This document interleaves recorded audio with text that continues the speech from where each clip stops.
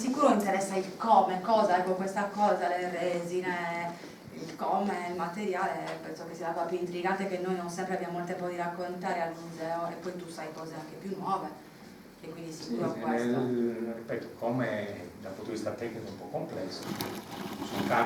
Anche il discorso delle tracce, appunto, come distinguere una lama. Questo è un po' scivoloso come terreno perché non è facile trovare delle tracce univoche, cioè delle tracce che sono riferite con certezza ad una sola attività, anche perché poi gli strumenti sono un po' meno specializzati, per quanto specializzati siano, come possono essere per esempio le armature di freccia, ma anche queste danno delle informazioni anche a livello puramente macroscopico e sono state oggetto anch'esse di una sessione sperimentale. Queste sono, vedete, delle armature, le più antiche, che sono trancianti, non hanno cioè un apice acuto, ma hanno un margine tagliente trasversale. E verrebbe da pensare che abbiano un potere di taglio e di perforazione molto basso. In realtà la sperimentazione ci ha mostrato che anche a 20 metri perforano totalmente, per esempio avevamo un capo di bestiames che abbiamo utilizzato per la sperimentazione. Era già torturato. Era già morto. Questa cosa ci imbarazza sempre, direttore. L'abbiamo fatto con il pieno rispetto dell'etica. Pecora suicida, no? No, perché Pecora naturalmente non ha sofferto l'attività di sperimentazione, era destinata all'abbattimento, quindi abbiamo combinato la cosa. E questo per esempio ci dà anche un'idea di come cambino le circostanze, perché una cosa è fare una caccia sul vivente, perché ovviamente entrano in gioco tutte le variabili, il movimento, la posizione del corpo, altro è farla su un bersaglio abbattuto, fisso, sì, che in realtà appunto abbiamo emulato un qualcosa di simile al movimento perché veniva fatto oscillare, quindi nel momento in cui avveniva l'impatto in realtà era come se si stesse muovendo, ma la muscolatura naturalmente non era sottoposta ovviamente al carico e quindi a un'altra resistenza. Io volevo chiedere una cosa, nei siti qui nostri, questa è una freccia, no? Sì. Noi abbiamo soprattutto ritrovato la parte in pietra. Sono state per caso rinvenute anche parti in legno? In legno, non dico della freccia, ma magari di altri utensili. Cioè non una freccia, ma la parte organica la di parte altri. organica. E purtroppo no. Purtroppo no. Non si conservano in climi, cioè sono stati trovati altri ma fatti totalmente, diciamo. In pietra? No, in osso per esempio. Frequente l'abbiamo trovato anche nei giorni scorsi, mi hanno dimostrato, sono due collaboratrici specializzate che hanno qui tra noi, insomma, che stanno scavando appunto in un contesto del Neolitico medio, cioè più o meno dell'epoca in cui hanno iniziato a scheggiare qui nelle officine, no?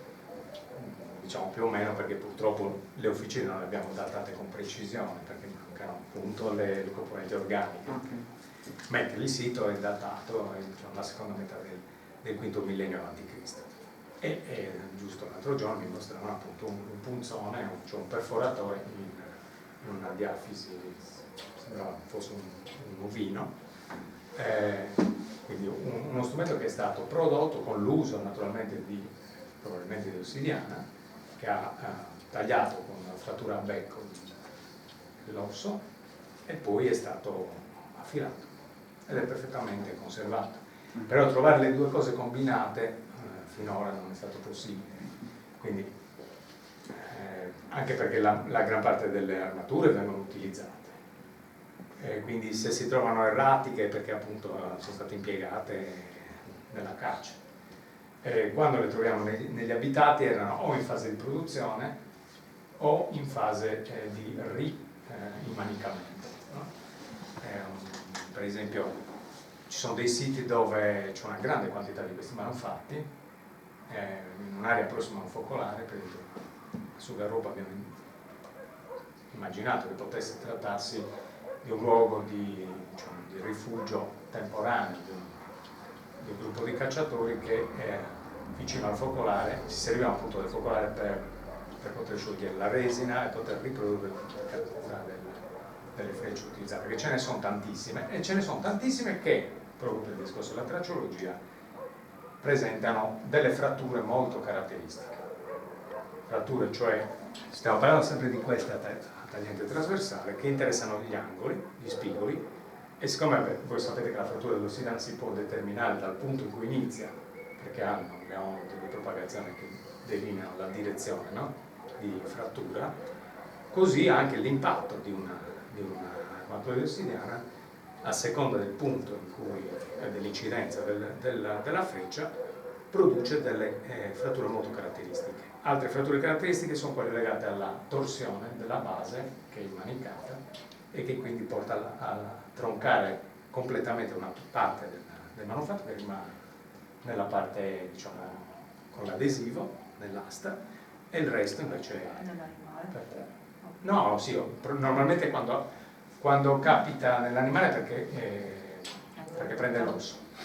Noi l'abbiamo fatto sperimentalmente, infatti, nella pecora, perché poi la pecora è servita anche ovviamente come base sperimentale per i coltelli, per la macellazione, eccetera. Abbiamo recuperato quindi all'interno sia quelle frecce che appunto non sono passate a parte, sia quelle che appunto sono impattate su un'articolazione, su un osso, e hanno da un lato lasciato la traccia sull'osso. Si può vedere anche qui il riscontro, perché in molti casi, addirittura uno tra i più antichi manufatti in osso che è stato trovato, che non risale neanche alla nostra specie, cioè non è legato all'attività della nostra specie, è un frammento di diafisi di bovide trovato in Africa australe, in Kenya, che ha le tracce proprio della macellazione con uno strumento in pietra, e rimonta a più di 2 milioni di anni fa. Quindi è la prova che un certo tipo di uso dei manufatti in pietra è legato alla scarificazione o alla frattura, in quel caso più probabilmente la frattura delle ossa spugnose per estrarre il midollo, che è una componente molto nutritiva, molto appetibile, e che quindi i nostri antenati erano più degli spazzini, insomma, qualcosa di simile a sciacalli, no? Più che cacciatori veri e propri. L'uomo diventa cacciatore in fase più recente. Quindi abbiamo visto dalla macellazione della povera pecora che alcuni dardi avevano colpito per esempio l'articolazione della spalla, e le fratture hanno restituito la chiara analogia con quelle che troviamo nei siti archeologici, in particolare questo di cui vi parlavo, che si trova vicino a Carbonia, nel Sulcis, che appunto presenta molti casi di frattura di impatto, che si chiama frattura angolare, legata proprio a indentatura, che è legata proprio all'impatto laterale su una parte dura. Normalmente è l'osso, ma può essere anche un tronco d'albero o una pietra, insomma, che può addirittura portare a frattura totale del manufatto.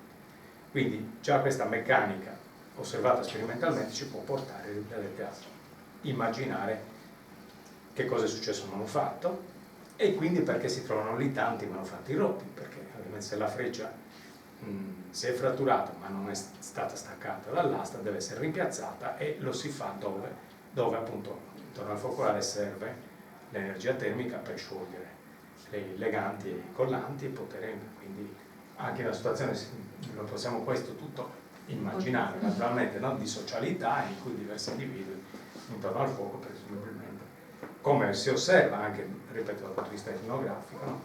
Non tanto più oggi, ma fino agli anni 60, insomma, del secolo scorso, c'erano popolazioni che avevano ancora un modo di vita, non dico perfettamente isolato, no? Dall'Occidente industrializzato, ma erano abbastanza legate a delle tradizioni, e quindi è stato possibile studiare e vedere come effettivamente passavano la loro giornata nelle attività quotidiane. E viene descritto, in un caso per i boscimani australiani, un tipo di attività proprio di rimanicatura, in quel caso di coltelli, no? di armature di freccia. E lì è interessante anche osservare come un fenomeno che spesso viene trascurato e che ritorna sul discorso che dicevo prima, l'univocità della traccia. Perché un coltello normalmente, in una definizione interessante appunto di una tecnologa francese, il coltello non serve per tagliare ma mentre taglia, cioè vale a dire che non si può prevedere la funzione di un manufatto, ma la si può in parte dedurre rispetto alle sue alterazioni, no? Per come è stato usato. È classico il caso, magari abbiamo un bel vaso che poi per varie ragioni non vogliamo più esporre e lo utilizziamo praticamente per altre cose, no? Oppure impieghiamo delle pentole per degli usi che non sono prettamente, no? La pentola vecchia che si dà al cane, no? Tipico, no? E quando voi immaginate una cosa del genere in un contesto archeologico, ovviamente le tracce che si trovano sono la sommatoria, no? Sulle pentole in ferro ovviamente è più difficile, ma anche lì esistono delle tracce caratteristiche, no? Se vengono esposte al fuoco, se subiscono appunto degli impatti, se subiscono delle rotazioni e si osservano delle diverse. Questo stesso tipo di approccio che abbiamo sulla litica ce l'abbiamo sulle ceramiche, ci dice appunto tantissimo. Ti posso chiedere però per appunto i dardi, le punte di freccia, cosa possiamo dire dei leganti? Qui in Sardegna, ok, Betulla probabilmente da noi no. No, allora, sì, Betulla, sì. Noi... Betulla fino adesso non abbiamo trovato. Non abbiamo trovato né nei residui ovviamente dei manufatti, ma neanche nelle ceramiche per esempio.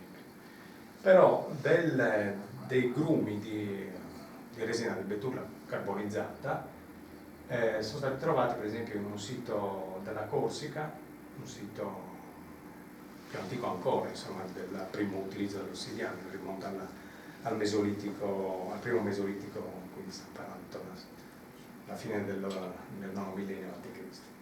E questo sito all'aperto appunto ha istituito un paio di grumi di questa materia che ovviamente sembrerebbe esotica, ma in realtà le betulle c'erano in Corsica anche di recente nelle alte quote, perché sono preservate. La Corsica ovviamente ha un rilievo molto più accentuato, no? Che la Sardegna, perché ha un'orogenesi diversa, quindi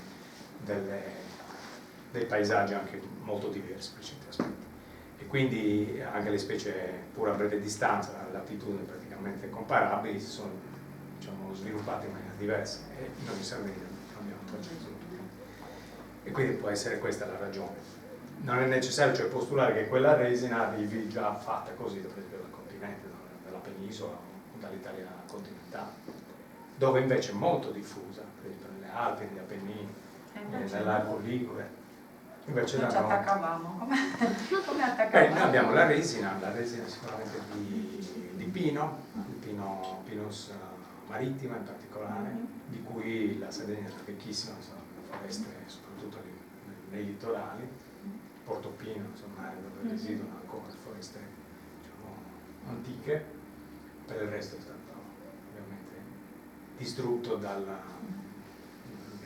millenni, direi, ma molto, soprattutto negli ultimi 3 secoli. E poi le cose che hai ipotizzato, però non c'è nessuna prova. Abbiamo traccia dell'uso dell'albume dell'uovo, ma okay. non per fissare i manufatti in pietra, ma per fissare per esempio le materie coloranti. Sì, questo sì. Per esempio amalgamato agli ossidi di ferro, l'ematite, fa sì che questa aderisca, per esempio le pitture delle Domus Vegianas, pensate. Ma anche in altri casi abbiamo la sommatoria urina? No, però risulta che quella non in Sardegna. Non in Sardegna, prove sì, però sempre come elegante. Resina di lentisco? Come elegante, sì. Sono state fatte prove? La resina di lentisco non è molto riconoscibile perché non abbiamo neanche, in realtà per molte sostanze non c'è questo problema, anche sostanze vegetali di cui abbiamo un segno, sappiamo cioè che sono nel range delle sostanze vegetali, ma non rientrano perfettamente in una specie. Quindi bisognerebbe avere la mappatura completa, la stiamo facendo, stiamo iniziando a fare per alcune specie endemiche per avere il referente proprio molecola, perché noi troviamo la molecola o il compound molecolare, poi bisogna andare a fare delle analisi molto più fini, no? Che sono oltre la gas cromatografia, questa è una spettrometria di massa che arriva a puntualizzare quello che la gas cromatografia tiene ancora generico. Però per avere il riscontro poi con la realtà locale bisognerebbe avere intanto un'idea delle specie antiche. Certo, cosa c'era qui Perché all'epoca? non tutto quello che c'è oggi c'era allora, che viceversa. E quindi bisognerebbe poter disporre insomma, ammessi di dati importanti che solo di recente sta cercando di acquisire, per cui non abbiamo ancora, insomma non vi voglio dire cose che non sanno. E quindi tornando, prima vi stavo facendo il discorso quando mi hai chiesto delle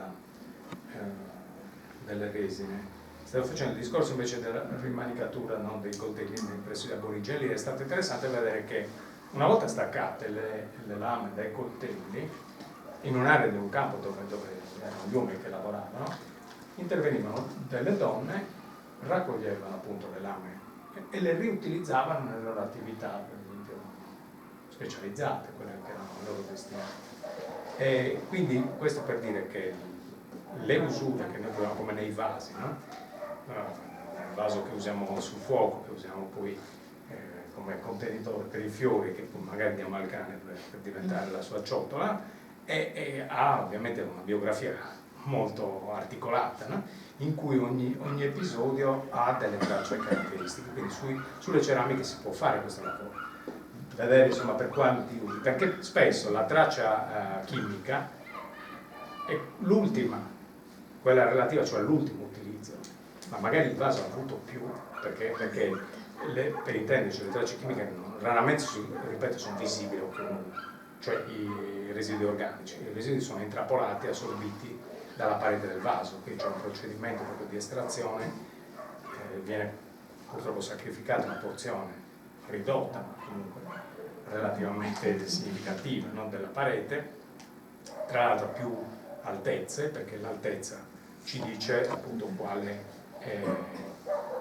il tipo di sostanza, perché ovviamente per esempio i grassi animali durante la fase di ebollizione si concentrano tutti sulla parte alta, quindi al di sotto dell'orlo, e magari non ce n'è traccia sul fondo.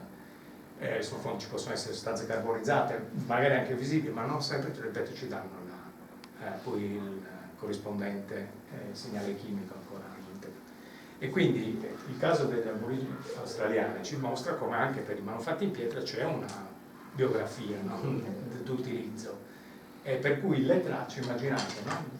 Di un'attività, può essere quella degli uomini, in cui i coltelli vengono impiegati in una certa sfera appunto di compiti e si vanno diciamo, o meglio, vengono in parte cancellate o ad esse si sovrappongono quelle determinate dall'uso delle donne prima che il manufatto venga abbandonato definitivamente, senza contare che in questi passaggi di funzione di uso il manufatto può essere anche modificato, proprio cambia la forma, può essere riaffilato attraverso il ritocco, così come insomma, si fa per produrlo. E quindi noi abbiamo sempre, grazie anche attraverso queste osservazioni, quando è possibile cioè registrare la sommatoria, possiamo vedere anche in che contesto viene abbandonato l'oggetto, cioè qual è il suo ultimo utilizzo, e quindi aiuta a ricostruire anche qui un po'. Con i signori in passeggiata abbiamo visto i lunati, sta parlando di qualcosa di simile anche noi, riciclo, riutilizzo, quindi dalla scheggia riutilizzata, anche quella è una forma. Però quella nella fase di produzione. Certo, però. Cioè prima ancora che vengano utilizzati. Certo. Non è strumento mai? No, però. Questo cioè, lo vediamo, cioè, basta fare un giro anzi, dopo Suru, si è ridotto, dopo la presidenza Suru la regione si è ridotto molto, ma basta vedere quante reti da letto sono utilizzate per fare i cancelli sì. Cioè è ovvio, no? Cioè, materia prima c'è, va bene, è già pronta, si utilizza per altro.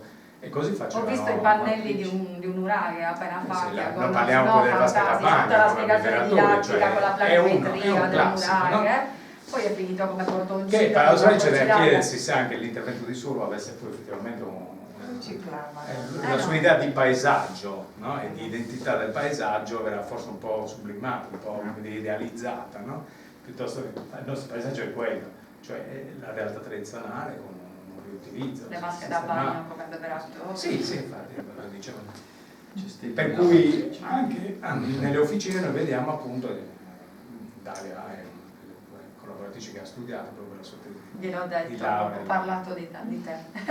Ha studiato, diciamo, il primo lotto, perché poi ce n'è per eserciti, insomma, da studiare, di questi manufatti dal punto di vista della produzione. Cioè, effettivamente si osserva, perché abbiamo nelle officine raramente i manufatti finiti, perché quelli servono appunto per l'uso e quindi vengono portati via, salvo che non troviamo, come forse abbiamo trovato, una situazione particolare in cui qualcuno li lavorava e forse ne ha conservato un po', perché abbiamo trovato una grande concentrazione insieme alle schegge dalle quali venivano prodotti, quindi abbiamo la possibilità di... Questo dove? Qui a Senicello, a Trova dei Corrias praticamente. Dove state lo scavo nuovo, ok. Sì. E lì c'è proprio concentrazione altissima, se non ricordo i numeri, forse mi puoi aiutare con questo. Centinaia. Eppure siamo nel luogo di produzione, perché ci sono le matrici, diciamo, no? Il prodotto derivato. Noi abbiamo visto soltanto la matrice da dove staccano, invece loro in uno scavo nuovo, sempre qui a Pau, hanno trovato anche la lunetta che manca, il geometrico, il semiluna. Non uno, un centinaio, sì. Poi si tratta ancora di perché abbiamo scavato solo due stagioni, 2 mesi. Sostanzialmente siamo all'inizio dello scavo, però è sintomatico che c'è tutta questa quantità delle due parti, diciamo, il supporto da cui viene ricavato e lo strumento prodotto. Perché poi li troviamo ovunque questi lunari. E questo è un riuso a distanza di un sacco di tempo, perché anche a Giovanni Corrias in questa nuova grotta la scheggia è neolitica, ma abbiamo trovato anche dei manufatti che rientrano nella catena operativa neolitica. Perché io loro ho detto che a Senicello è indiscutibile, così come di ci sono proprio i nuclei scartati, però non ci sono i prodotti. Quindi c'è la matrice scartata, abbandonata, riutilizzata a partire per lo più si vede da schegge che hanno delle caratteristiche ricorrenti, sono caratteristiche di spessore, di angolatura, insomma, ricorrenti, e che derivano dalla prima messa in forma dei nuclei, cioè di quello che prende, insomma, il largo, no? Dalle officine di Pau e viene poi messo in circolazione negli scambi d'età neolitica, quindi parliamo di almeno 2500 anni prima. E quindi c'è appunto un ritornare sui luoghi, raccogliere gli scarti, e quelli che per i neolitici erano scarti, che per loro diventano una materia prima già preformata.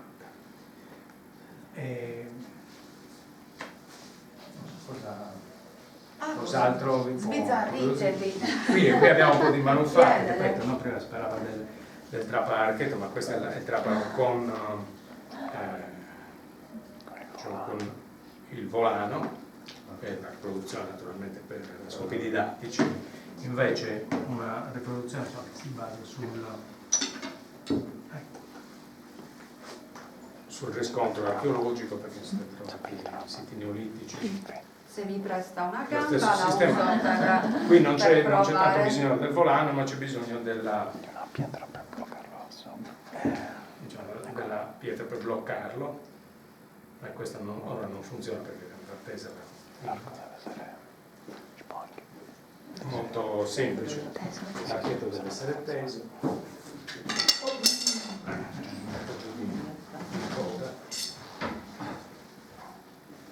Quando questo è teso si può fare l'altro.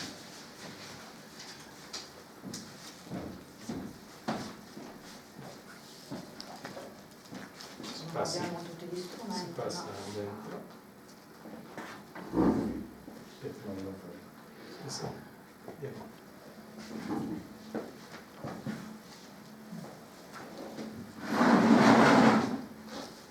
Vedete, io lo faccio un po' più brutalmente.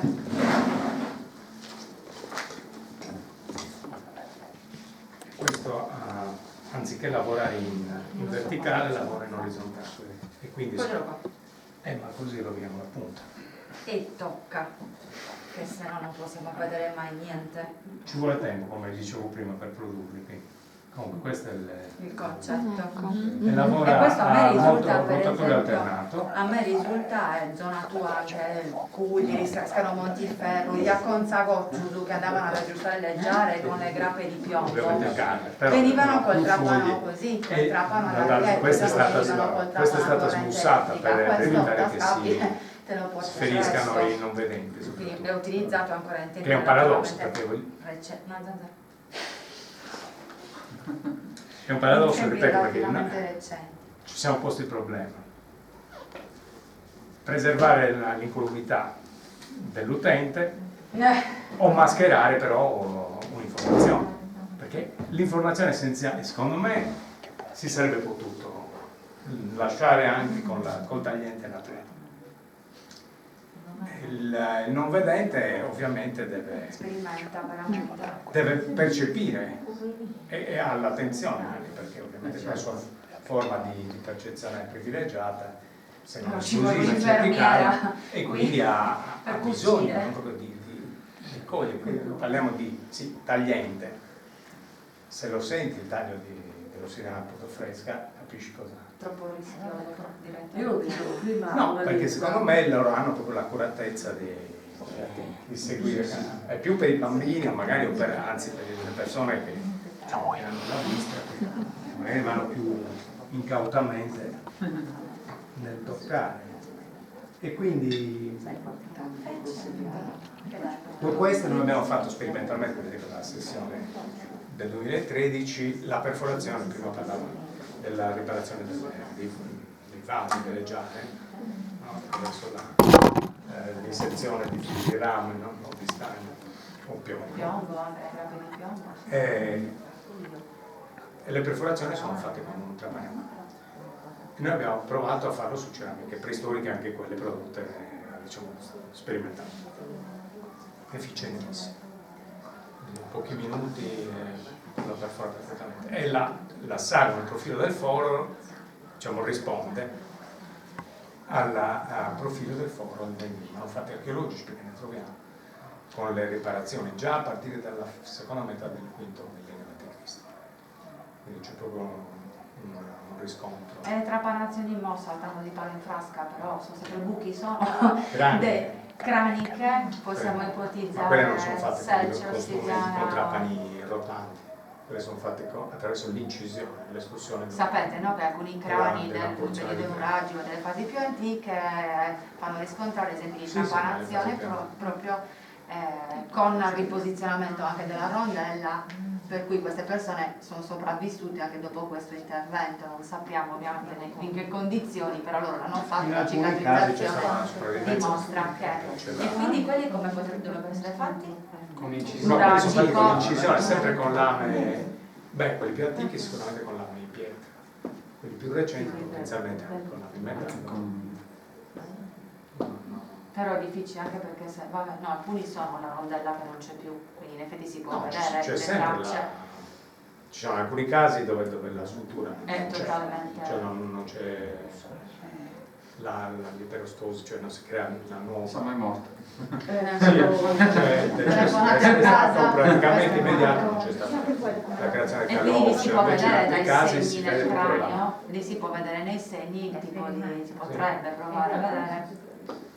Bisognerebbe trovare un lo troviamo, uno moderno, per farlo noi in vivo. Una cavia che si presta a essere stampanata. Noi no, perché noi abbiamo detto che non vogliamo Noi no. Noi due no. Però ecco, immaginate che l'ampiezza, no? Le scarificazioni. È difficilissimo, ripeto, trovare una traccia che sia inconfutabilmente lei. Quindi, per esempio, una caratteristica, ma non sull'ossidiana, che fino adesso noi non l'abbiamo trovata in Sardegna, è la traccia lasciata nel falcetto. Per le striature?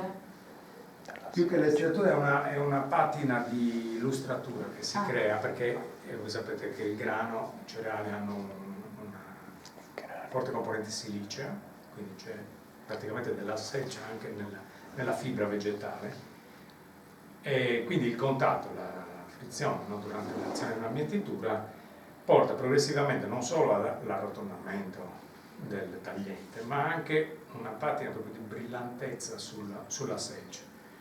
Sull'ossidiana noi non abbiamo trovato ancora niente, perché l'ossidiana invece al contrario porta un'opacizzazione, che è già lucida. E quindi gloss, come si chiama, cioè la patina proprio lucida della selce l'abbiamo trovata in un caso solo, un faceto che rimonta addirittura al Neolitico antico finale della fine del VI millennio, questi 8000 anni. No. Ha solo un solo faccetto. Infatti è un tema interessante. Alla Marmota sono stati trovati invece falcetti con ancora le lamelle ossidiane.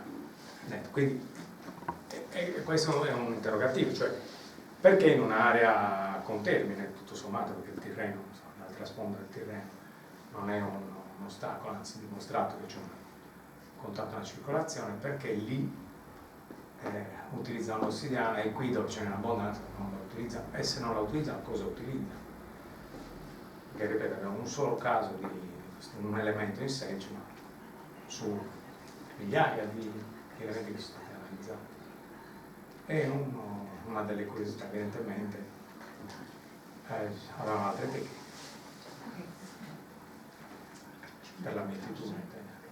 Cioè che non usassero particolarmente l'ossidiana? No, che non usassero falcetti con questi del resto ci sono anche dei falcetti, diciamo, da impugnare, le dita, finger knives, si chiamano, cioè sono coltelli interdigitali, no? Ancora oggi si usano, tradizionalmente si usavano in Pakistan, in Afghanistan, ed è efficacissimo. La cosa strana è che ne abbiamo alcuni esemplari anche in Sardegna, in siti del Neolitico finale, però non molti, ne conoscono però ci sono, viene a capire anche come arrivano, perché hanno una diffusione anche quelli, così come la mietitura, la trebbiatura con l'utilizzo del tribulum, che da noi non è attestato neanche tradizionalmente sul piano iconografico. Il tribulum è praticamente uno strumento per trebbiare, che si usa nell'aia a trazione animale, una sorta di slitta sulla cui parte di fondo vengono create delle solcature e all'interno vengono incastrate, inserite e incollate delle lame di selce. È una pratica diffusissima, per esempio nel Vicino Oriente, in Grecia, a Cipro, in Marocco, anche tradizionalmente, e nella penisola iberica meridionale. In Sardegna no, in Sardegna si usa quello che chiamano pedrazzola, cioè una grande pietra con una catena o una fune legata da un cavallo, un fune, fenomenale di cavallo, che gira appunto per trebbiare cereali ma anche le fave, per esempio. Però non c'è il tribolo. Se qualcuno ha pensato che quei famosi lunati fossero elementi di tribolo, in realtà è assolutamente inammissibile, perché sono talmente piccole che non possono essere inserite. Poi sì, hanno una fragilità tale, ma l'efficacia è minima. Il tribolo con le lame in selce, anche in Nord Africa è pieno, le lame durano tanto, perché anche lì insomma riprodurre non è facile. E c'è quindi contestualmente un atelier di produzione di lame in grandi dimensioni che vengono poi tagliate a segmenti e inserite. Quindi questo riscontro, anche in quel caso sono state fatte le osservazioni sul materiale archeologico e sulle lame in tribulum ancora utilizzate, e c'è proprio la perfetta rispondenza, per cui si può dire che il tribulum, per esempio in Vicino Oriente, fosse presente già nelle prime fasi neolitiche, e lì parliamo di quasi 10.000 anni fa, che ovviamente è collegato all'uso della trazione animale. Sono tutti fenomeni che hanno, anche qui torniamo all'immateriale che fa parte del patrimonio, hanno una ascendenza culturale, vengono trasmesse tradizionalmente da popolazioni, all'interno di popolazioni omogenee. Quindi quando troviamo una variazione, per esempio in Sardegna, perché c'è stato un elemento di contatto con l'esterno. Il fatto che non ci siano per esempio i falcetti in ossidiana può essere legato proprio a una tradizione diversa che si è sviluppata nell'isola, o anche a una bassa incidenza probabilmente della mietitura dei cereali nelle prime fasi, per cui si è persa quella tradizione originale, cioè immaginando che chi è arrivato in Sardegna, i primi agricoltori arrivassero da zone dove si usavano appunto i falcetti con una certa frequenza, arrivati in Sardegna non avendo immediatamente sviluppato un'agricoltura piena, no? Perché ovviamente la terra vergine, dove prima di arrivare a creare grandi spazi per semine, diciamo, di una certa intensità, evidentemente c'è passato del tempo, quindi si è probabilmente persa questa tradizione, si è ricorso ad altri metodi. E tutta questa produzione di lame però allora? Le lame servono per produrre tantissimi manufatti. Però prevalentemente fai coltelli, le armature di freccia, attraverso i segmenti, perché poi la lama viene troncata e diventa parte di un altro strumento. Così come per esempio il passaggio dall'armatura tranciante a quella perforante è un altro tema probabilmente legato al contatto con comunità extrainsulari, perché per esempio in Italia settentrionale l'armatura perforante compare quando qui ancora si usano le armature trancianti. Poi precisamente vediamo nell'arco di pochissimo tempo, ma copiando, noi portiamo lì l'ossidiana, insomma, portiamo procedure, c'è uno scambio intenso che evidentemente fa passare anche altri costumi, altri modi, insomma, come vediamo oggi, no? Come la moda immediatamente si diffonde con i nostri mezzi di comunicazione, con l'immagine rapidissima, allora era un po' più lenta, ma relativamente, insomma, anche perché si scambiavano ovviamente anche le persone, certo. C'erano sicuramente dei matrimoni, delle nuove alleanze tra gruppi che portavano le persone a spostarsi, e abbiamo molti indizi di questo.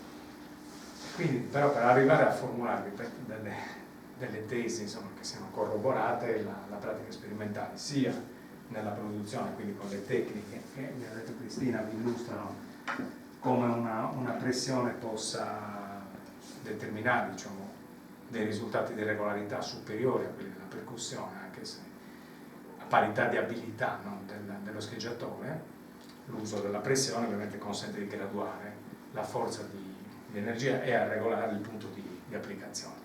E il risultato è che ovviamente si ottengono degli stacchi molto più regolari e standardizzati entro certa misura. È la base appunto di una preforma standardizzata garantisce una standardizzazione più elevata anche nei prodotti. Quello che si vede, le mattonelle di prima, di seconda e di terza, cioè, quando sono in difesa, in effetti a volte ci porta ad avere un pavimento perfettamente regolare, e non sempre. Io propongo per non far fare molto tardi, che molti arrivano da distante, io faccio un bicchiere di vino così fanno il viaggio un po' più ridendo, nel frattempo approfittiamo di te per fare ancora qualche domanda. Sì, se volete, noi siamo qua, cercate di mettiamo spiegare